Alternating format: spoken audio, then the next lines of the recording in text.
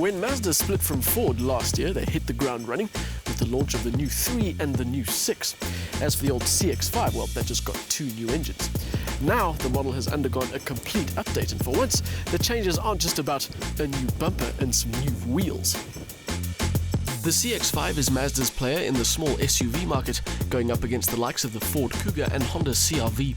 For around the same money, it offers similar space and spec to the others. Our test car is the 2.5 petrol, but there's also a diesel option with all-wheel drive. The styling changes are fairly minimal. A new grille and some very nice gunmetal 19-inch wheels are about the only things to point at. But this is a car that gets a lot of attention, especially in this particular shade of red. It's a very athletic-looking thing with an attitude that suggests it's more about driving fun than any sort of dirt excursion.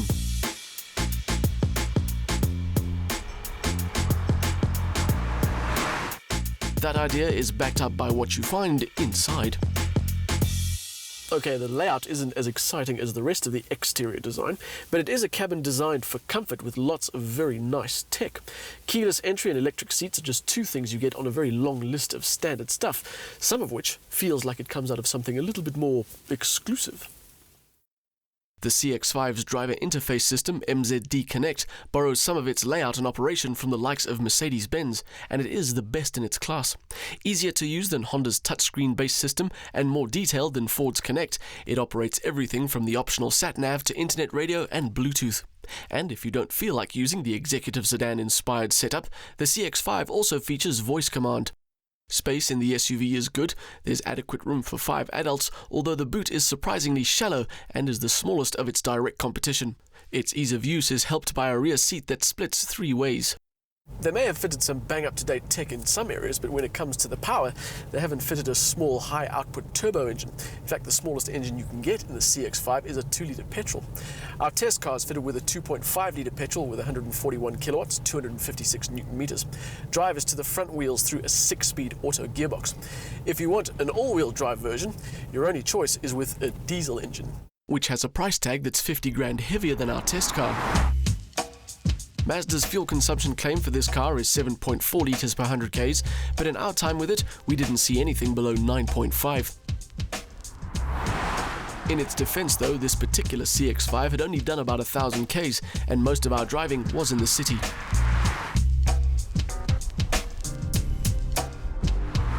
And I get the idea that that is where this car is happiest. Mazda calls the CX5 an SUV, but there's nothing that remotely suggests that this car wants to get onto the dirt. There's no electronic diff, there's no hill descent control. You do have the higher than normal ride height, but everything else about this car tells you that it's happier on tar. In fact, the only feature that changes any sort of driving characteristic is the complete opposite of off-road. A sport switch in the center console alters the shift of the auto box, pushing it further into the revs before changing gears. There's also a tip shift system on the gear lever itself, but the CX5 isn't so sporty that it feels the need to have pedals behind the steering wheel. Compared to the rest, the CX5 is about as sporty as you'll get.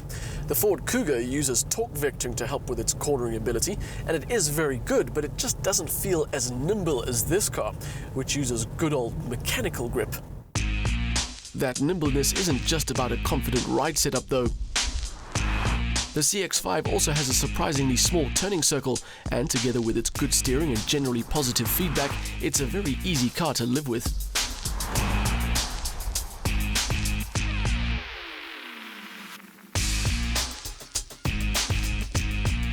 That's also thanks to some impressive safety tech, the kind of thing that started out life as the exclusive domain of executive saloons and has now filtered its way down to these kinds of cars.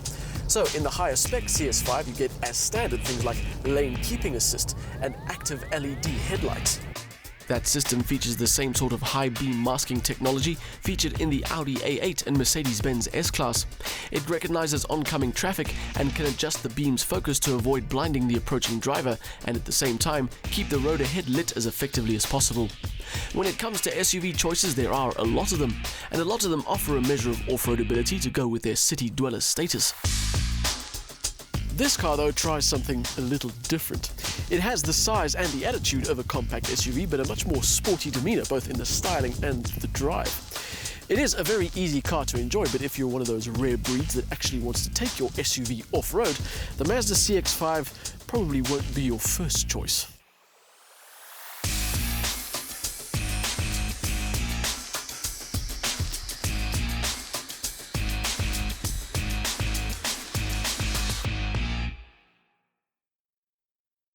The 2.5-litre four-cylinder in the CX5 has a good power delivery, helped by a decent 6-speed auto box. Drivers to the front wheels, with the only all-wheel drive option in the range being the 2.2 diesel.